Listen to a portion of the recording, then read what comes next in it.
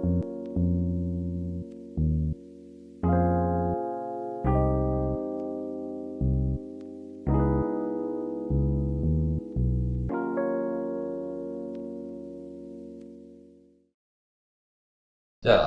그 다음에 또 다음 질문으로 또 좀 넘어가 보도록 할게요.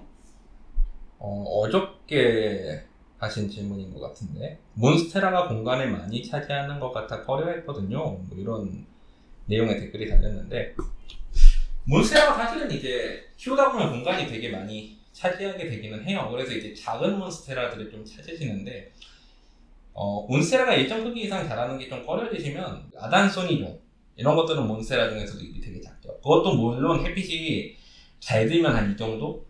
한 뭐 30cm까지도 커지기도 해요. 아단소니도. 그러긴 하지만 뭐 그렇다고 하더라도 다른 몬스테라에 비해서는 크게 잎이 많이 공간을 차지하진 않거든요. 그래서 뭐 작은 몬스테라들 키워도 특히 아단소니 같은 것들 그러면은 이제 예쁘게 키우실 수 있을 것 같아요. 또 이제 키우는 방법도 되게 다양하거든요. 저 같은 경우에는 주로 공간이 많이 차지하기 때문에 고추지지대를 세우고 그 위로 올려버려요. 묶어가지고. 그럼 좀 이제 공간을 덜 차지하게 되겠죠. 묶어가지고 올리면. 안 그러면 이제 막 사방으로 뻗어나가니까. 요거는 뭐 그런 거가 답변이 될 수 있을 것 같습니다. 또 다음 질문 한번 찾아보도록 하겠습니다. 자, 이번 질문은 4일 전에 셀리조님께서 저는 학원 강사로서 많이 공감이 가서 구독하기 시작했어요. 동종업종 분이시네요. 네, 반갑습니다.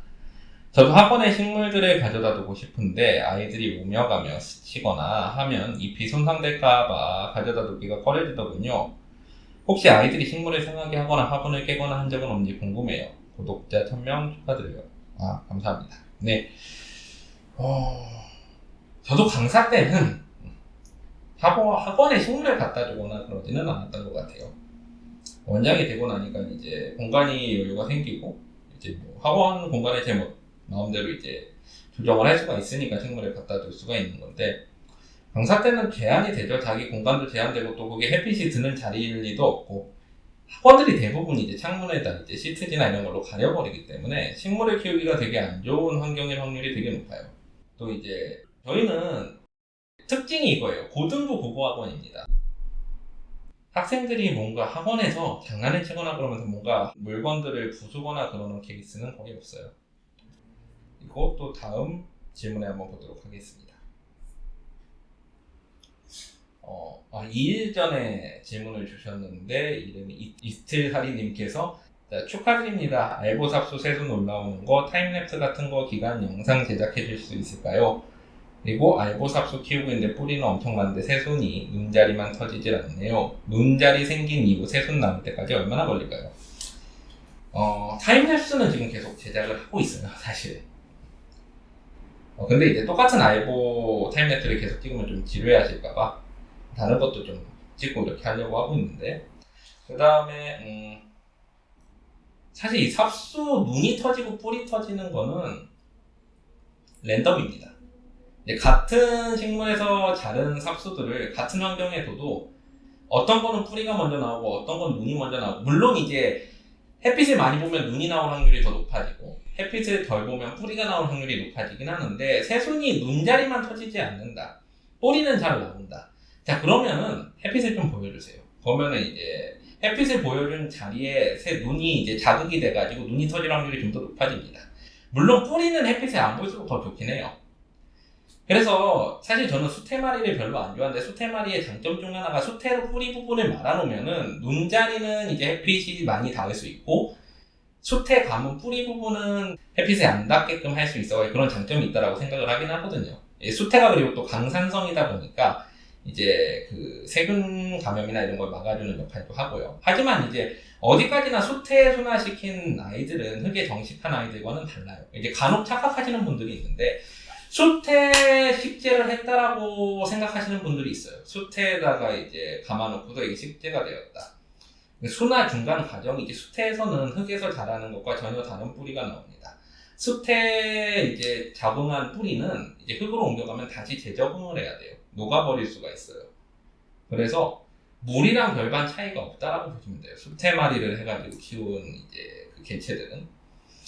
그런데 이제 어쨌거나 이런 경우에는 이제 햇빛을 많이 보여주면 눈이 이제 트일 확률이 높아지는데, 그렇다고 이제 뿌리까지 햇빛을 보면 좋지 않으니까 수태마리를 좀 해주면은 효과가 있지 않을까 싶네요.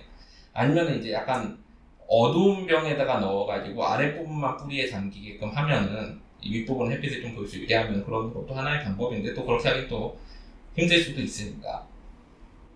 그래서 이런 방법들을 좀 생각해 보시면 될 것 같아요. 눈이 생긴 자리, 거기에다 햇빛을 최대한 보여주시면 좋을 것 같습니다. 그 다음에 또 다음 질문으로 넘어가 보겠습니다. 6일 전에 가해치아빠님께서 저도 필플랜트님께 알보 삽수를 구매한 사람입니다. 덕택에 잘 크고 있어요. 다른 분들이 식물에 대해 많이 여쭤보시니까 간단한 질문이 그래도 있어야 하니까 유튜브 시작한 동기와 가장 아끼는 식물을 소개해주세요. 예, 제가 이제 항상 이제 더 필플랜트 채널을 찾아주셔서 감사합니다. 그러니까 이제 제 채널은 이제 더 필플랜트이고요. 보통 그 식물계에서는 아이디는 이제 그 닉네임은 에레디소라는 닉네임을 씁니다. 레고계에서도 좀 쓰는 닉네임이긴 한데, 유튜브 시작 동기는 사실 되게 간단해요. 졸업한 제자들이 저보고 유튜브 찍으라고 자꾸 이제 아빠가 아닌 아빠 독촉을 해서, 지금 생각해보면 잘 생각한 것 같아요. 유튜브 덕분에 이제 여러 가지 그 좋은 일도 많았고. 자, 가장 아끼는 식물, 사실 가장 아끼는 식물은 알보였죠. 알보, 지금은 이제 워낙 많으니까 뭐 하나를 아끼는 식물이라고 하기가 좀 그러긴 한데, 원래 제일 아꼈던 식물은 알보 중에서도 정확히 반반 나오던 그 개체를 많이 아꼈는데, 지금은 이제 그것들 다 팔리고 해가지고 지금은 없어요, 사실. 계속 키우고 싶기도 했었는데, 워낙 높은 가격에 팔려나가다 보니까 저도 이제 포기를 했습니다. 사실 그거 더불어서 이제 아끼는 식물이 2개가 더 있었죠. 이게 옛날에 저 이제 식물 처음 키울 때 제 블로그 들락거리신 분들은 아실 텐데, 그 초창기에 제가 이제 식물 키울 때 식물계의 소위 3대장 비슷한 이제 인기 있는 식물 3가지가 있었어요. 저도 그거 3개를 되게 아꼈거든요. 알보, 그리고 디오네둘레 소철, 그리고 그 소위 식물계의 샤넬이라고 불리는 아가베 아테누아타. 아가베는 알보랑 같이 키우기가 좀 힘들어요. 다육성 식물이라 24시간 불 켜놓으면 걔는 죽습니다. 다육성 식물들은 24시간 빛을 보면은 광합성을 제대로 못해요. 암반응, 명반응들 중에 이제 빛이 항상 있으면 암반응을 못해요. 알보 같은 이제 식물들, C4 식물 계열들은 빛이 있어도 어느 정도 암반응을 할 수 있는데, CAEM 식물 계열의 이제 다육이나 선인장 같은 경우는 그게 안 되거든요. 그래서 아가베 아테누아타는 제가 되게 아끼기는 했지만 저희 이제 데스크 선생님한테 보냈어요. 그 집이 그래도 햇빛 되게 잘 드는 아파트여서, 그래서 되게 잘 크고 있어요. 그리고 또 다른 하나, 이 디오네둘레 소철은 이것도 24시간 식물등 켜놓으면 화상 입습니다. 잎이 녹아요. 이게 뭐라고 해야 되나, 갈색으로 이렇게 타들어가 버려요.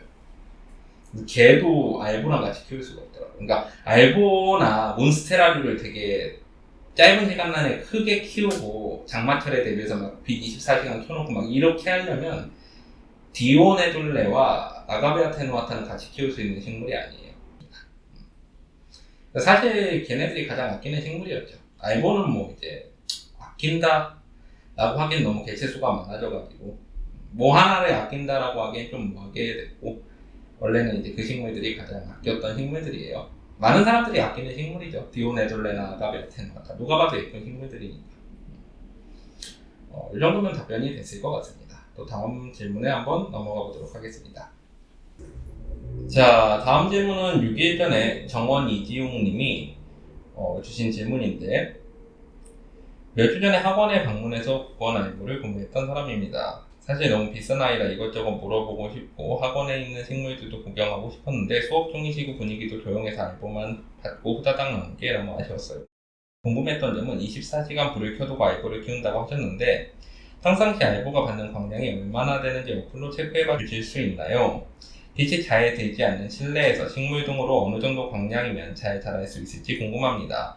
그리고 삽수를 언제쯤 흙으로 옮겨주면 좋을지 궁금해요. 그리고 씨앗으로 발화시킨 몬스테라 유묘 영상을 봤는데요. 저는 아무리 찾아봐도 몬스테라 씨앗을 구할 수 없다고 들었는데 직접 열매를 얻어서 수확하신 건지 궁금합니다. 마지막으로 몬스테라, 씨앗, 바나시, 우연히 아예보가 나오기도 하셨는지 궁금합니다. 적다 보니 길어졌네요. 라고 하는데 한번 답변을 드려보겠습니다. 일단은 광량은 제가 어플로 체크를 해본 적이 없어요. 근데 일단은 뭐 거의 햇빛 광량 정도라고 보시면 돼요. 저희가 이제 서현역 처음 생겼을 때 지어진 건물이라 사실 되게 오래된 건물이거든요. 거의 30년 가까이 된 건물인데, 그래서 이제 건물 유리가 선텐이 거의 안 돼 있어요.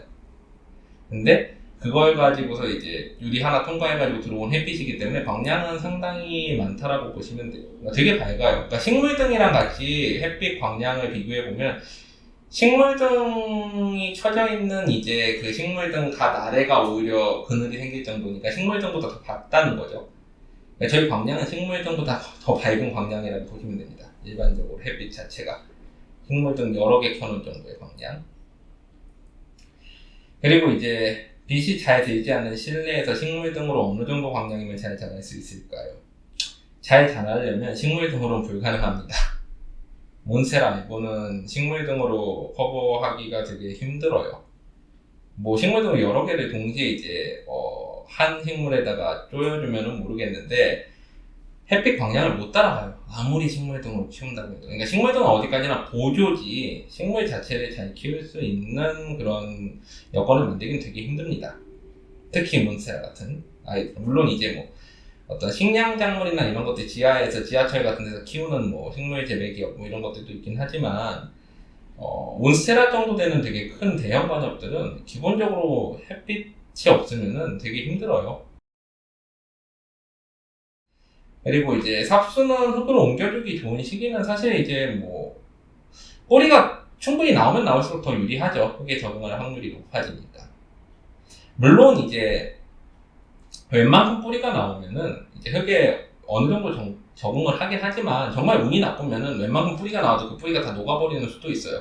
그거는 이제 잎의 사이즈가 엄청 크다던가 아니면은 이제 잎 대비 뿌리가 너무 작을 수도 있고, 또 그 다음에 흙의 비료기가 너무 많다던가 막 이런 여러 가지 경우들, 그리고 이제 뭐 과습이 된다던가 오랫동안 햇빛을 못 보는 장마철이라던가 이런 여건들이 겹치면은 사실 되게 뿌리가 많은 아이들도 순식간에 뿌리가 녹아버려요. 근데 반대 조건들을 하면은 반대 조건들을 또 생각을 해보면 잎이 되게 작다던가 뿌리가 그거보다 훨씬 더 많이 났다던가 아니면은 비료기가 별로 없는 흙에 심었다던가 이런 것들이 이제 되게 플러스 요인이 되는 거죠. 그래서 이것도 그때그때 다르지만 보통은 한 그 삽술 자르고 한 달 이상 정도 되면 뿌리가 충분히 자라고 그 정도 되면 저는 무비상토에 보통 식재를 합니다. 장마철에는 웬만하면 식재 안 하려고 노력을 하고요. 자, 그 다음에 씨앗으로 발화시킨 몬스테라 유묘. 씨앗. 몬스테라 씨앗은 사실 시중에서 구할 수는 거의 없어요. 왜 그러냐면 우리가 이제 씨앗은 함부로 판매가 안 됩니다. 씨앗을 판매하려면 전문적인 이제 자격이 필요해요, 원래. 그래서 씨앗은 나눔을 하는 거지 판매를 할 수가 없어요.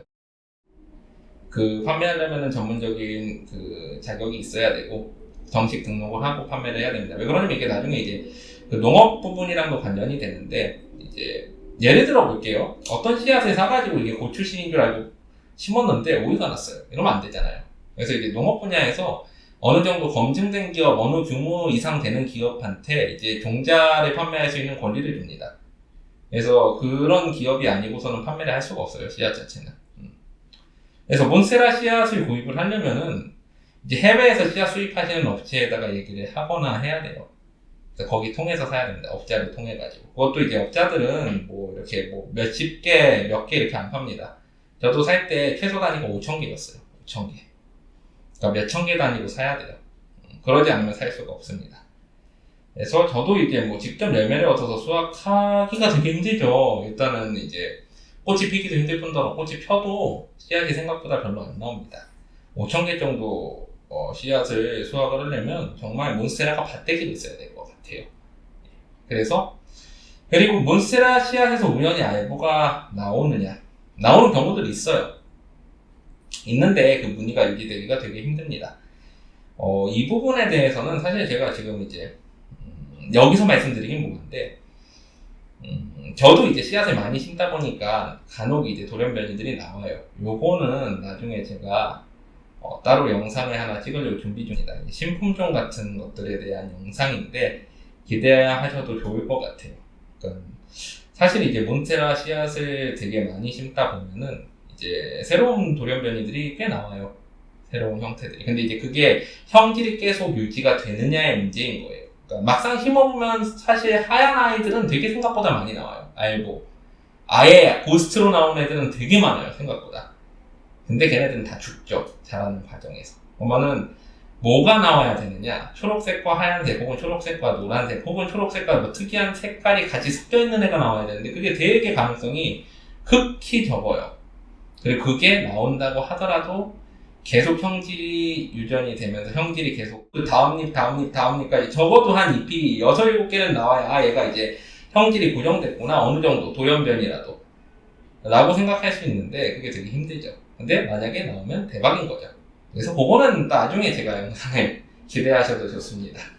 따로 만들어 드리겠습니다.